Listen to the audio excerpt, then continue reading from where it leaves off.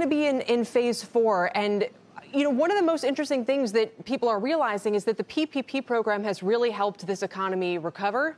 But a lot of businesses are saying, we're worried about the other side of this. Would you guys consider letting small businesses go back to PPP if they need more funds?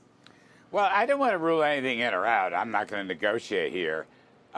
The PPP is kind of, the loan demand seems to have peaked at about $500 billion. And I think that was an enormous help, as you suggested.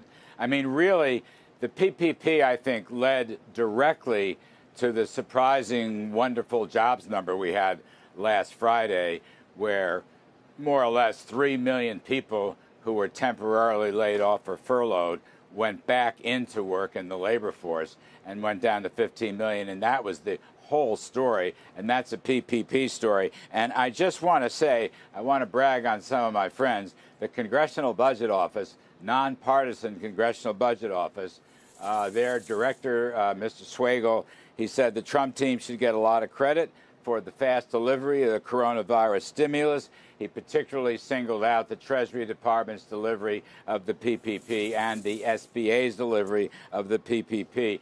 In a short period of time, we got out in round numbers about 175 million checks. The assistance number is probably approaching $2 trillion. This is the liquidity cushion that we hoped would work. We got it done. I don't know that we're going to repeat it, but I'm just saying it worked. And now, with the reopenings, Kelly, I'm getting a little more optimistic. We've seen a lot of glimmers of growth in many different places, green shoots. Maybe we'll talk about that. Yeah. But I think we reopen in May and June.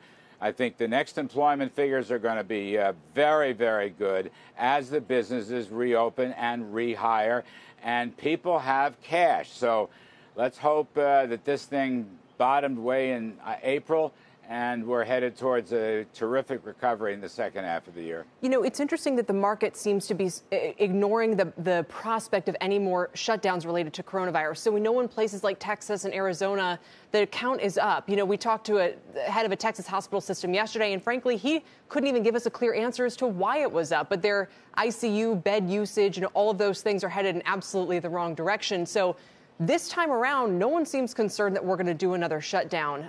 They've probably figured out there's more tactical ways to respond to this. But I guess my question, Larry, is, again, I'm putting myself in the shoes of a small business. Even someone like Tillman Fertitta, who has larger restaurants, is saying his business is still down 60% year over year. Anytime there's a little outbreak, people get more wary about going back to crowded places. So it would seem to me, Tillman even said if there was money left over, maybe he'd want to tap it. But I hear from smaller businesses who say, Larry, that they're fine for now, but they're really concerned about this cliff that might be coming for PPP because, demand, it's rebounding, but it's definitely not all the way back. Well, don't forget, the legislation President Trump signed last Friday extends the PPP program, I believe, out to 24 weeks from 8 or 9 weeks. And it also provides more flexibility in terms of spending the loan money.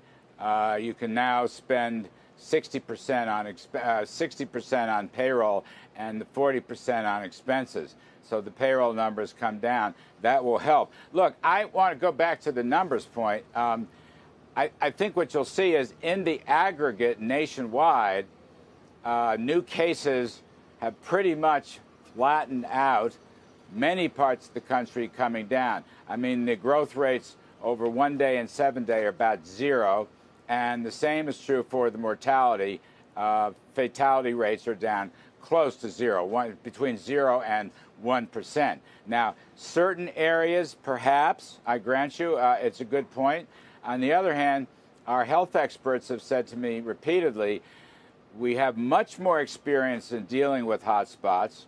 We have much better equipment, PPE, testing, and so forth, ventilators, and we will be able to fight some fires without closing down the economy. The President said himself, we're not going to close down the economy again. So, you can look at the glass half full or half empty. Right now, I think it's more than half full. And I think, you mentioned the stock market. You and I have talked about the stock market. Said it might be a buying opportunity for long-run investors, Kelly. Not a bad call. And frankly, I think the market is seeing the same numbers. The market knows all the same numbers. And so far, so good. Look, I'm hoping, I'm praying. We still have a lot of hardship, and we have a lot of heartbreak in many areas. The numbers are still, way too high on the unemployment and so forth. But it looks like we've hit a turning point.